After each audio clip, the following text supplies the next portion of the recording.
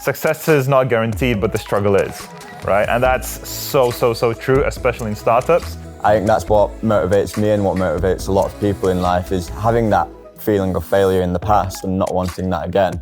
I don't think an employee will ever kind of experience the same failure as a founder would. As an employee who's only been working for a year, I've not really gone through the failure that you have.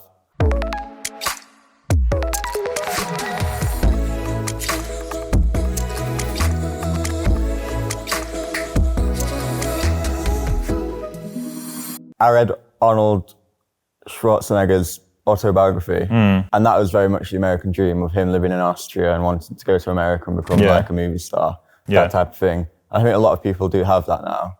It does feel like it's fading out a bit, isn't it? Because of the technology. Yeah, and how easy it is to travel, and hopefully that stays, right? But when you get people like, Stipe, so we're talking about immigrant mentality, right?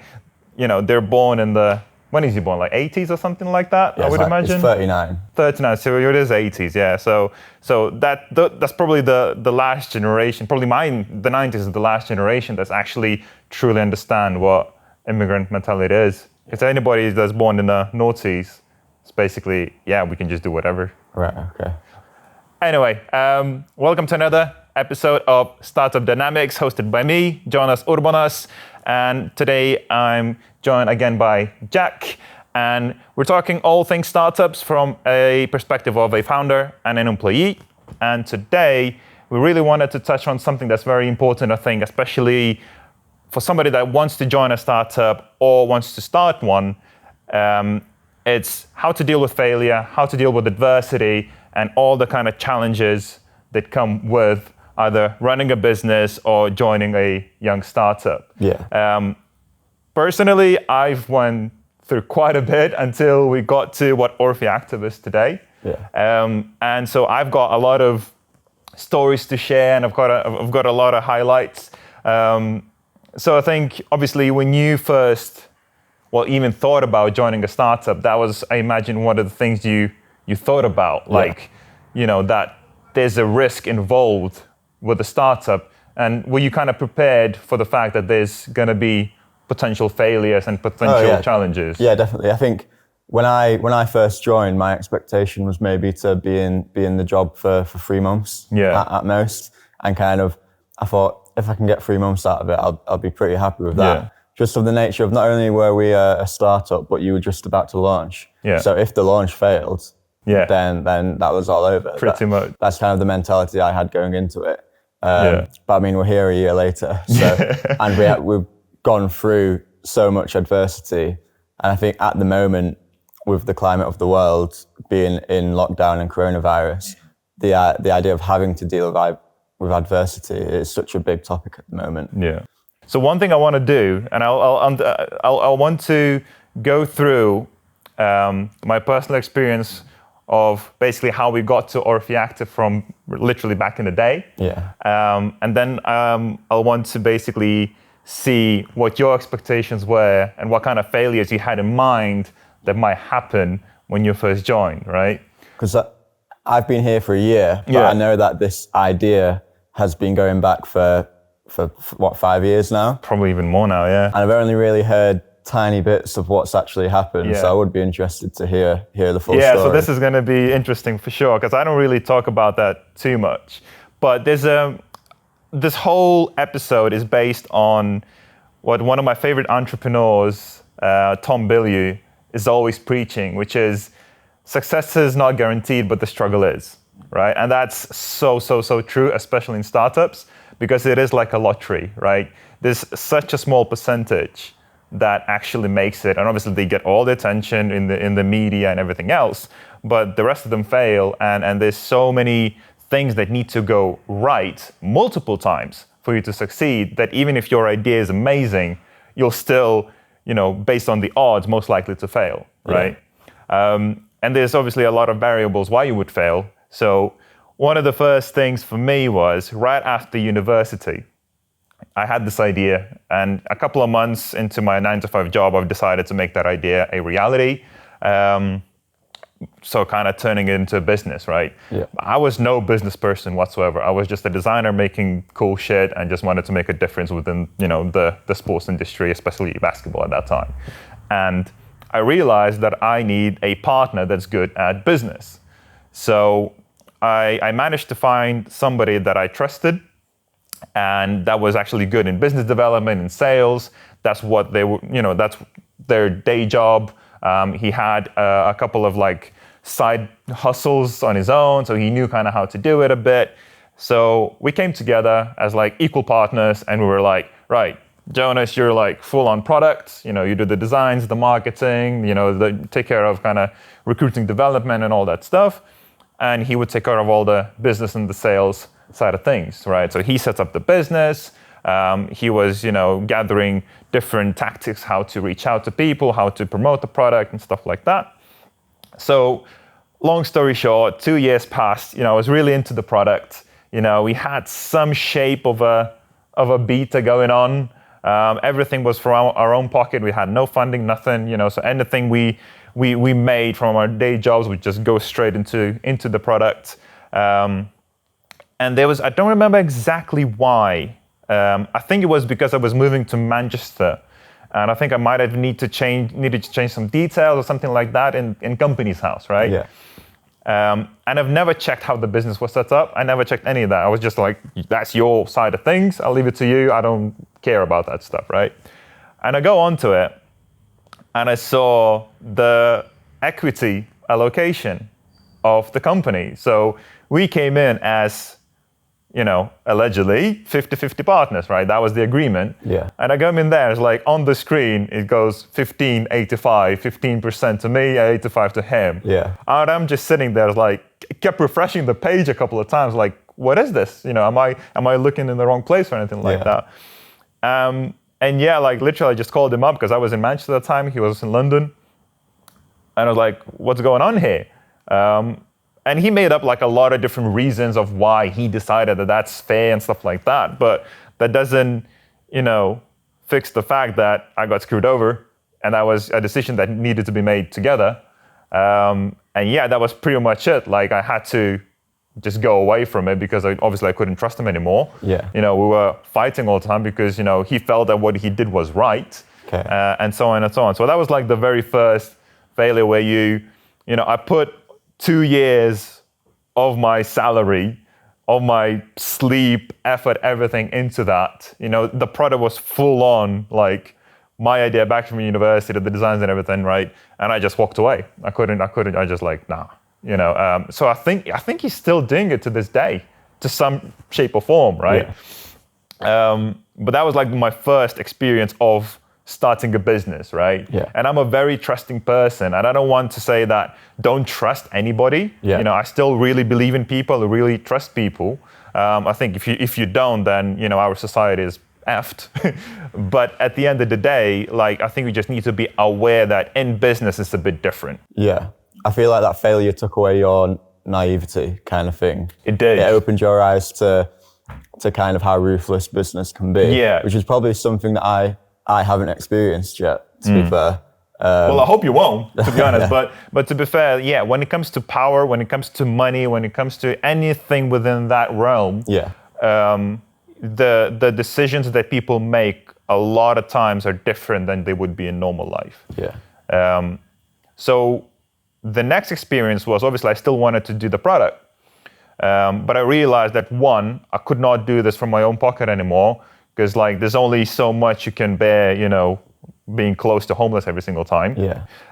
So I realized that I needed some funding, and obviously if the idea doesn't get funding, maybe it's not a good idea. And I had a proof of concept, we had a business plan and everything like that. So we're quite far away, from not far away, but like far along to where we wanted to be.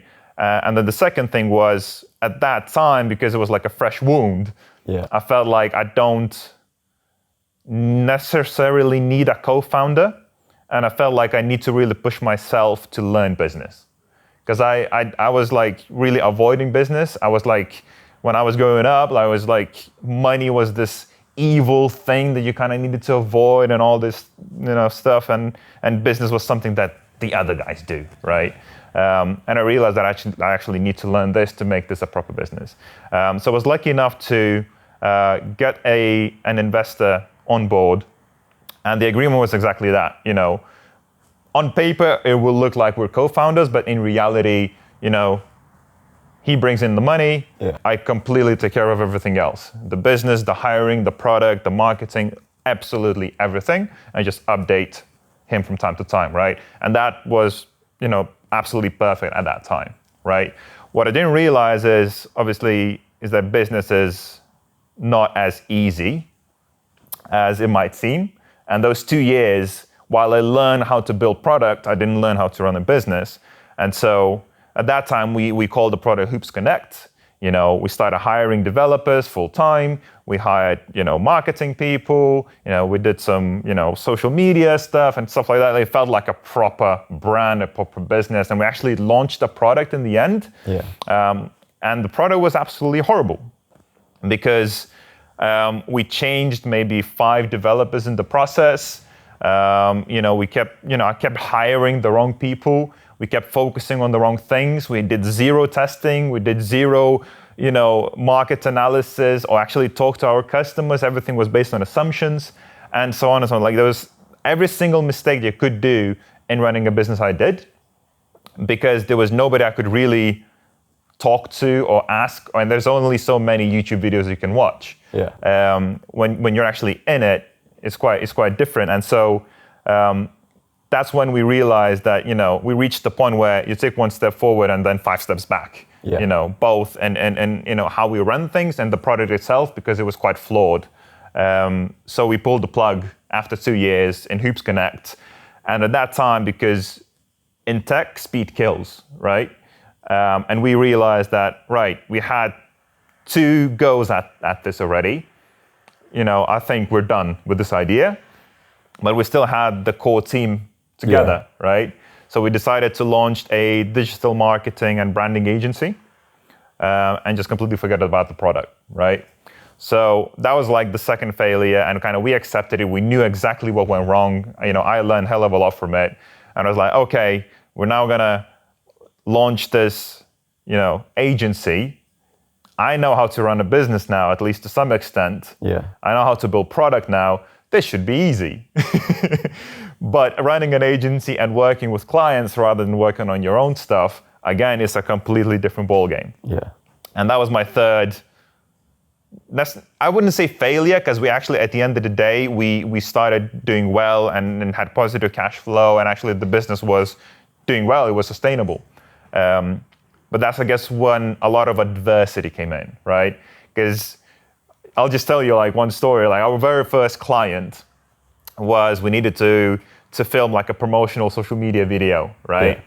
Yeah. So we got a lot of equipment. We hired a couple of freelancers. We went to, I think it was Leeds, to film everything. They were prepared for us. They got all the chefs in and everything else, because the product was like a healthy food company that kind of delivers everything by bike and stuff like that. So it was a really cool company. And so they basically took a flyer on us. They knew they were absolutely new. Yeah. They knew we are their first project. And so we went in there and it's like, just started doing everything, right? And it felt good. We had really good content. We felt really good about it, really excited. Come back to the office after the filming of the like full day filming, put in the SD card, it's corrupted. Everything we filmed for the whole day, gone. That's my worst nightmare. As someone who films quite a bit, just having all your work, there's nothing you can do, is there? Yeah, and it's again like when it's your product, you're gonna go like, oh shucks, right? And you're gonna do it again. Yeah. When you have to make that phone call to the client, saying, well, thank you for taking a flyer on us, but we completely bottled it. Yeah. That's a tough conversation to have. Yeah. But it had to be done, because at that point, this is when it comes down to mentality. Whether you fold and just say, right, here's your refund, and I don't know, we effed up and we have to just carry on, or do you try and fix it and still make a great experience for them and not ruin your reputation, right? So at the end of the day, we took the hit financially, obviously, because we needed to rehire everybody, we had to go there again and film everything. But it ended up actually being a positive thing because we knew exactly what the surroundings were. We knew what we were filming. We knew what the people are going to be like there. So actually ended up a lot of a better video than we first thought. Yeah. And then they hired us a couple more times. We got more leads from them and stuff like that. So, we were lucky that he was a really understanding founder as well and the client. But that was like the very first experience of, having a client running an agency. And as a matter of fact as well, like we started an agency, we had zero preparation. Like we had zero leads. We had zero experience how to do sales or anything like that, right? Yeah. So this kind of naivete, will give you a lot of failures, but at the same time, a lot of lessons. For me, the story you just said there, I don't think there was any point in that where you failed. The fact that, the footage corrupted. Yeah. But the way you reacted to it, that's not failure. Yeah. That's you dealing with it. I think so many people would have just given up at that point, and that would be failure. But the fact that you kind of reacted to the situation and in the end came out better for it, I don't think there's any failure within that. Yeah. I mean, so that's exactly my point. Like that's why I called it adversity in the beginning, because it's exactly that, right? Adversity is absolutely fine. You'll find that, especially in startups, almost on a daily basis, on a kind of different levels, right? And so, like if we didn't do that, like we wouldn't have made Orfi Media, that was how the agency was called, actually successful that year. Because we ended up getting like a really big client, actually my wet dream of a client, which was a basketball team that just came into the British Basketball League. Yeah. And we had to do literally everything for them. We had to do the branding, how the court looks, the kits, the website, the app. Like we did literally everything for them, you know? That's literally what you do on NBA. It felt like that. Yeah. It felt like a game became a reality. Like it was such an exciting project. It was big, the budget was good, we got to hire more people and stuff like that. But at the same time, again, like on the surface, it looked amazing. In reality, he was one of the worst clients we've ever had. Right. It had all the characteristics of a bad client, right? And what ended up being, we got paid for the first month and then we didn't get paid for the next 3, right? So on paper, we were like, right, we should have tens of thousands of pounds cash flow coming in every single month. We're actually now in a negative, right? Yeah. How do I pay salaries? How do we do more content? We need to keep hiring people and stuff like that, right? Or freelancers and stuff. And that's, they're bust now. The team doesn't exist now exactly for that. But apparently he did that with players and with his staff and stuff like that. Yeah. But again, like what do you do at that time when you absolutely love the project, you love the team and people involved, and it's just one person that's basically in control of everything. Is really bad, and how do you deal with those things? And that was a lot. That was hard as well, because again I had to look at my personal funds and everything like that to actually pay, pay for office space or freelancers and stuff like that. And again, we could have folded. But we kind of stuck with it for a couple of more months. We got some really, we built a really good reputation, and again, got a lot of clients because we did really good work, even though it ended up being for free because we never got paid for that. Yeah. But it's there. We show what we can do and stuff like that. So it ended up being good in the end, right? But it's just one of those things that you can never, you can't plan for that really, and you just need to expect, as negative as this sounds, you need to expect the worst, because then whatever else happens is better than what you expected, so you're never really disappointed. Okay. And basically that's what led to Orfi Active at the end of the day. And that's when I joined, and kind of up until now, I feel like there's been no big failure. Yeah. We've had adversity, so the lockdown and having to move to working from home. Yeah. And the way we reacted to that, I just say that's adversity. But I think, the reason why I've kept quiet here is because so far in my life and my early career, I don't think I've had to deal with too much failure. I think the only failure for me has come from education and kind of years at college where I'd fail and have to redo the year. So you failed a year in college? Yeah, so in England, you have 2 years at college where you get your A-levels. And in my first year of college, I completely failed to the point where I nearly wasn't allowed to go and do the second year. So then I had to kind of do 2 years in one, basically. Yeah. I just remember waking up on results day and looking at my results for the first year and thinking I've completely failed. Yeah. And so at that particular point, right, you see the stamp, whatever, fail, right? What was obviously at that time, everything I imagine like crashes and you go like, shit, right? What was then the mentality? Like what went through your mind and your kind of the next decisions that you made? Well, first I had to tell my mum and dad, which was hard. Yeah. But then I think where I give myself credit almost is the way I reacted to it. Because I just thought, okay, I've not put enough work in the first year, so I'm going to have to change that and put more work into it in the second year. And my second year was just putting kind of social life aside, putting other things aside and just completely working on kind of not failing again. Because I didn't want that feeling of failure again. I think that's what motivates me and what motivates a lot of people in life is not having that feeling of failure in the past and not wanting that again. Yeah. And that's interesting. And then, this goes back to actually what we talked before we were recording this podcast, is this immigrant mentality. Yeah. Which is very true. A lot of immigrants, why we feel like we have like this edge, right? This like this chip on our shoulder is because we don't want to go back to where we come from, right? Yeah. You come into the US or UK or whatever it may be, like life here is so much better, right? And the opportunities are so much wider that you never want to lose that perspective and appreciation for it, because you never want to go back to where it's not that great. Yeah. So that's I just wanted to say, like, when you need to define immigrant mentality, that's exactly what you're saying. Like, you don't want to come back to what was bad. Yeah, and I suppose because I've lived we talked about this before too, about how me being born in England into quite kind of a middle working class family, I'm kind of in the top 1% of the entire population in terms of opportunity. Yeah. So kind of making the most of that opportunity. Well, to be fair, like me too. Like, as much as I want to cry about the fact that I'm like from Eastern Europe, whatever it may be, right?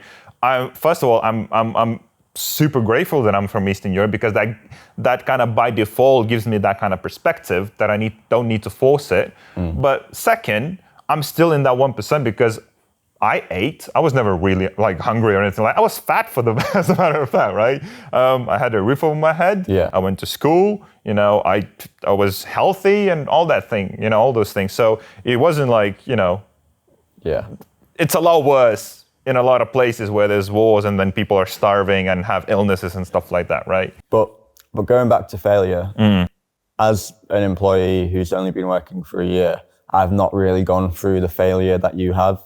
Yeah. So what kind of advice would you give to me what that would help me if I ever did fail?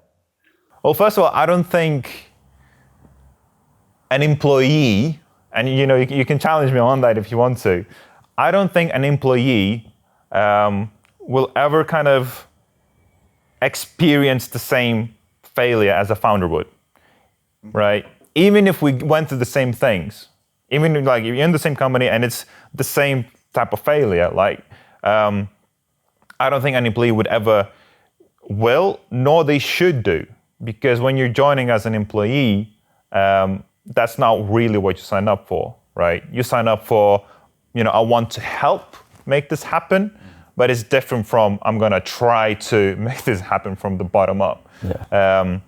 So I just kind of, and you can challenge me on it if you want to, but that's just my feeling, because at the end of the day, one of the biggest, I guess, challenges of being a business owner and a founder, that everything stops, at you, right? You're the last piece of the puzzle, right? So if anything goes wrong, you'll turn around to me and say, so what do we do? Yeah. Right? It's always going to be like that, right? But to that point, advice for how to deal with failure and adversity. There's So there's quite a lot that I could go through, but I think I'll point out a couple which I think are the absolute key and that help me the most. And the first one is just always understanding that it too shall pass, right? Because that's the beauty of life, of time, right? Is that whatever happens, you're gonna wake up the next day and the world is gonna go on. Yeah. You know, nobody's gonna care about you or what happened to you yesterday. You know, it's only how you react to whatever happened and what you're gonna do the next day, right? So when you got your results and stuff like that, right? What I mean by this is that your mentality should be not why this happened, you know, what I'm gonna do. No. Like, it's like, okay, this is the reality right now, right? You never look back. You can reflect, but not look back and try like to see why and like even why it happened. Like, doesn't really matter. Like, what matters is what's your next 3 to 5 steps as a solution, right? And you can be sad, you can be angry, you can be excited, you can get an adrenaline rush from what you see, as long as you kind of steer the energy to those next 3 to 5 steps. Because that will pass and time heals absolutely everything, whether it's a breakup, whether it's a failed business, whether it's an injury or whatever it may be. If you look at what happened 10 years ago, you'll be like, like, I'm good now. You know, and that's because of what decisions that you've made. The second thing I would say is understanding that you create your own problems. And what I mean by that is, especially in business, right? And in education for that matter, right? It was your decision to make that, right? Nobody really forced you to do that. At university, maybe you got some pressure to go to university or anything like that, but at the end of the day, it was your decision to go to uni, to study this particular thing, to not study as hard and stuff like that, right? So, you know, I can't go and say, oh, you know, I'm so angry and sad because we don't have this feature, we don't have these clients or whatever it may be, because I created this problem myself. I decided to do a business. I signed up for these struggles, right? Coming back to that quote, success not guaranteed, struggle is. I signed up for this, right? I could have very easily got a simple 9-to-5 job and my problems would be completely different, you know, based on my decision. So if you have that mentality that it's the problems that you create yourself, then there's really like nobody else to blame but yourself. And you always think about that, you know, well, what's the worst that can happen, right? And I guess that leads to the third point is, you know, having that kind of perspective of what is the worst that can happen, right? And there's kind of, it has two sides to it, right? So one, I think people that went through adversity and failure, I think have a big advantage because now you have reference points of how to deal with that, right? At some point, for example, for me, because I went through quite a lot, it becomes not this, oh my God, you know, this is such a new thing, I don't know how to deal with it. It goes, oh, it's another one of those. Oh, this is this type of thing. All right, this is this. I already know how to deal with it. And even if it's not exactly that, they all have some similarities, right? And the more kind of adversity you go through, the easier it gets. And so, for example, you have your lowest point at some point in your life. Obviously, your points will be different, you know. But for example, my lowest point was like, you know, in London, being homeless, sleeping on a bench, you know, because I paid all my money to the developers and then, you know, went into work in the office, right, the next day, right? And like my health wasn't great and stuff like that. That was like my lowest point, right? So anything that happens today, right, it's like, is it worse than this? No. Then you're going to be fine. Right? And again, like when we talk about, you know, how to, even if you don't have that reference point, then I think what you can do is fake it, right? Create a scenario of what the absolute worst thing that could happen, right? So again, for example, you start a business, right? What's the worst that can happen? You can be in a lot of debt. You can break up with your girlfriend. You can't pay salaries. you will go bankrupt, there's a recession, you can't find a job, right? You just create the kind of scenario and figure out a way, how would you deal with that at that time? Yeah. Like literally put yourself in the shoes of that person at that moment. And at some point with enough time and with enough thing, you'll figure out, right, this would probably be the best course of action, right? And once you have that, then anything that happens afterwards, you're fine because you know that you're prepared for the worst case scenario. Yeah. Touch wood never happens, but even if it did, you're not prepared for it. That's interesting because I think some people go into a business or anything really with the mindset of, there's no plan B, I'm not gonna fail, this is gonna work out, and they put everything into it that way, which is kind of the opposite mentality of what you said, is that you almost in your brain try and accept what failure will look like. I will say, so the plan B thing, right? Yeah. I agree with that. I agree with kind of not having a plan B, because I do believe that having a plan B makes you feel safer and you don't push it as much, right? But having having the worst case scenario of plan A is not necessarily a plan B. This is still plan A, but the worst case scenario of it, because your decision at that point could be, how do I still make plan A work, right? Plan B is, oh, I fail, let's go to plan B. Yeah. That's not what I'm talking about. Okay. Right, it's exactly what your decisions would be to still get where you want to get with your plan A, because I do feel that you have to have complete focus on what you want to do. Yeah. And now, I can't disagree with you because you've been through that failure. So one thing that I've kind of noticed is to deal with failure, you have to take accountability. So I've seen so many people in kind of my life, and particularly now during the coronavirus, where they've failed or they've had to deal with adversity and they've not taken accountability for themselves. They've tried to offload the blame onto other people. Say, for example, when you do get your results back from your exam, the easy thing to do would be to blame the teacher who marked it. Or if you failed your driving test, the easy thing to do would blame the examiner. Maybe he was having a bad day or whatever.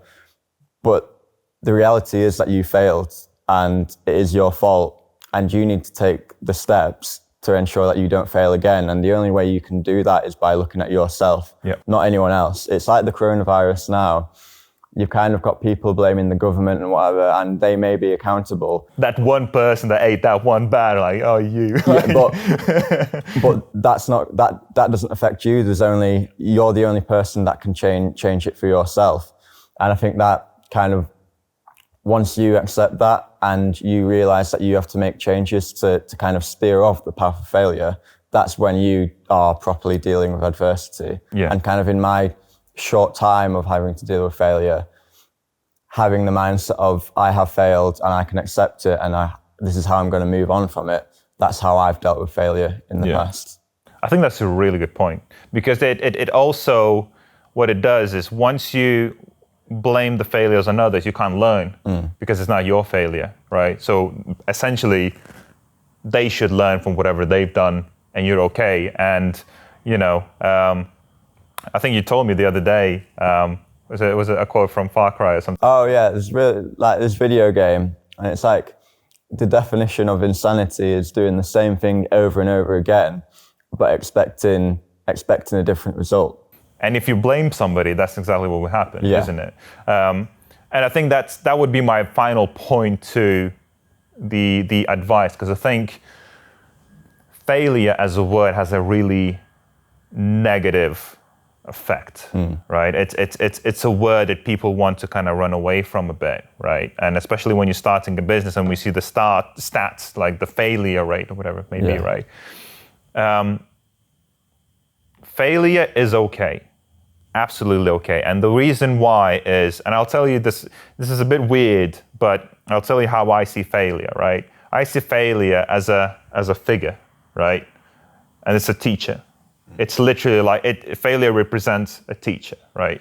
So whenever something bad happens, right, I learn rather than fail, right? And that's I think a very, very important thing to understand, because when I was growing up, if you fail at something, it really brings you down. Like, how am I going to look in front of my parents, in front of my friends? What am I going to think about? Am I not good enough? Da da da da da. Right? When I fail now, because of that teacher, I get excited because I know that I just got better. I just learned something new. Yeah. So now I go into any decision I make, it's becoming so much easier because there's only two options. You either succeed or you learn. Both are very positive. Yeah. Right? And when you came into Orfi Active a year ago, right? And you told me, oh, this doesn't really feel like a startup. It's so nicely established. You've got all these systems in place and everything is kind of nice and whatever, right? That's only because of that teacher. Yeah. That teacher made all of those things happen. If you would have joined when we did Hoops Connect, it would have been a completely different story, right? And I think, once you change your mentality to that, it's just going to be so much easier and to both make decisions and deal with failure. Yeah. And final thing for me, I think the reality is that 99% of people on the planet will fail. I've just heard your stories of failing. I know people like Elon Musk, Steve Jobs, Mark Zuckerberg, they've all failed. All of their products have failed at some point. Yeah. And the focus point hasn't been that failure. It's been what they've done after that failure and how they've reacted to it. And that's how they've been defined in their life. Not as someone who tried one thing and it failed. Someone who tried one thing, it failed, they learned from it, and then brought out Facebook or the MacBook or the iPhone or Tesla. And I think when I do have a failure, it will do. It's unavoidable, right? But it's gonna be, how do I learn from that, and how do I react, and how do I shape my future going off of that failure? Just get excited about it. That's it. Literally get excited about it, and use that energy to make your decisions. Yeah. Right. We also asked a couple of questions on social media of what you'd like to know about startup life from both of our perspectives, and we actually got a couple of questions that I want to go through. Okay. So the first one is, anything you wish you would have done differently when starting a business? I think the one thing that really stands out to me, mostly because of the first experience that I talked about today, is I truly believe that to build something special, you need co-founders. Because one, it's a very, very lonely thing to do, to run a business. Even with co-founders, it's going to be lonely. And two, it takes a lot of different skill set and minds and ideation and everything like that to build something special. So while I'm a sole founder at the moment, I kind of keep wishing that I had a co-founder in a way. Yeah. So I kind of build around a team that I can almost use as co-founders at some point, because you can tell I'm very transparent in all the decisions that we make and everything else. So the one thing I probably would have done differently is I would have really vetted and being careful of the co-founder that I choose, right? So coming back to this trust, there's nothing wrong to do a background check. That's not trusting. You're going into a proper relationship with that person on a business level. We're going to spend a lot of time together. And, if all goes well, there's going to be a lot of money involved, a lot of legalities. So you need to make sure that that person that you go into business with, you can trust absolutely fully. Yeah. And so that probably would be the one thing. If I now started a completely new business, I would do absolutely first, right? Is just see what's the superstar co-founder that complements my skill set the best and can challenge me in a variety of different ways. Yeah. The second question is actually for you, Jack. So, okay. Why did you decide to work for a startup as opposed to a more established business? Okay. I think we covered a bit of that, isn't it? I've talked about this a bit before, but I think it not necessarily. Well, yeah, actually, it's the fact that you kind of explained the startup to me of I can come into a young, fresh company and be able to shape my own career going forward. And being able to have this big role within a small company. I think my mindset going into work was I'd much rather be a big part of a small team than a small part of a big team. So I'd rather go into a small team and be able to directly influence it through my own ideas and be able to get creative and implement my own kind of techniques and whatever, then go into a huge company with like over 1,000 people, where I'd be 1/1000th of the company doing well. Yeah. Why did you decide that this was the right time to do that? Because you could have easily, especially coming out to university when you kind of don't really have money and stuff like that, you could have easily went to a big company, got a really nice salary, get some experience, something on your CV, and then go and join a startup once you kind of established yourself a bit. Why did you feel like this is the right time for you? I don't think I would have learned what I've learned here that I would have learned at a big company. I think here, kind of every day, I mean, it's cliche, but every day has been different kind of thing. And from kind of learning the basics of marketing, digital marketing, social media, being able to get behind camera and now get in front of camera, kind of copywriting and everything in between that, I wouldn't have had those opportunities in a big company because, kind of almost rightly so, I probably wouldn't have been trusted to do some of that. Because there's been times where I've done good work, but there's also been times when, because I've been new to it, it's not being done effectively. So the fact that I've been able to learn through that way when I wouldn't have been able to do through a big company, I think that's been huge for me. Yeah. And looking back, I definitely wouldn't change that because of the stuff that I've learned. Yeah. Yeah, and I think from my perspective, what I've seen with some of my friends and stuff like that, once you go into the big company, once you feel the money, it's hard to go away from it because then you go on this career path and you start climbing the career ladder and stuff like that. It's quite hard to give all of that away and then go into something that's risky and you potentially don't get a big salary and stuff like that. Yeah, that's the thing for me. I went out of uni and I had no I didn't, apart from my 50 grand of debt from student loans. Jesus Christ. I didn't have any kind of, anything I had to pay for, any responsibilities. So for me, it was a perfect time to go into a kind of high risk environment. Yeah. Cool. And then there's the final question from actually a guy we know, who we used to work with. So we used to have a table tennis in the office, and he's just asking who is the best at table tennis. It's me. I mean, it's a very simple answer. There's nothing really to talk here about. Well, no, it's not. So so so this was a really good episode. I think when I first joined, one of the things that I wasn't good at was table tennis. Yeah. And you would beat me all the time at table tennis. And it's through that failure that I was able to learn and get better. And now, through that failure, I'm the better player. And on the flip side, because I kept playing you and others that are better than me, you reached my level. Yeah. And we kind of now are quite equal. Honestly, to answer that question, I'd say if we played 10 times, we'd both win 5 times. Yeah, I probably have the same feeling. And that's exactly that, because I was not playing against better people than me. Yeah. I kind of got stuck on that level. Right. And that's exactly, I think it's a great sum of what we just talked about, because it does affect different areas of life. It's not just business, education, it's literally everywhere. Yeah. Challenging yourself, failing, learning, and that's how you evolve. So I hope you enjoyed this episode.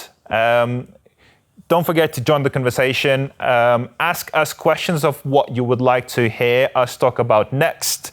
And we'll see you in the next episode.